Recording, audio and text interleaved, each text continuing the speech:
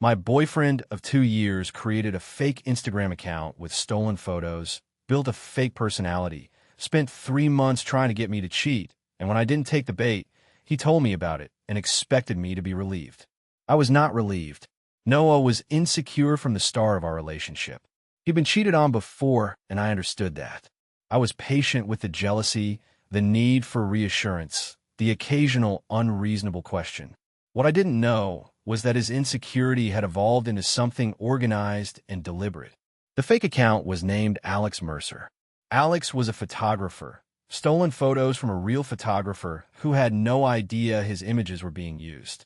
Alex followed me on Instagram, and I accepted because he had mutual connections. Noah had made sure of that, following several of my real friends first, so he'd appear legitimate. Alex started liking my posts, then commenting. Small things at first.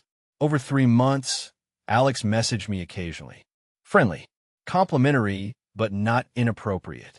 Noah was watching every response I sent from the other account. I was friendly back, the way you are with someone who seems normal. I never crossed the line. But Noah was annotating everything, building a case about what I might do, cataloging ambiguous responses as potential red flags. The account went silent for 2 weeks. Then Noah sat me down and told me he had something to show me. He pulled out a printed folder, yes, printed, of every interaction I'd had with Alex. He explained what he'd done. He said he'd been worried about my loyalty and needed to know the truth. He said he was glad I hadn't done anything wrong. Then he looked at me like I was supposed to thank him. I couldn't speak for a full minute. Then I said, "You spent 3 months lying to me, pretending to be someone else, manipulating me into a test I never agreed to, and you're presenting this as a sign of how much you care?" He said yes. Actually, yes. He said the fact that I passed meant our relationship was solid.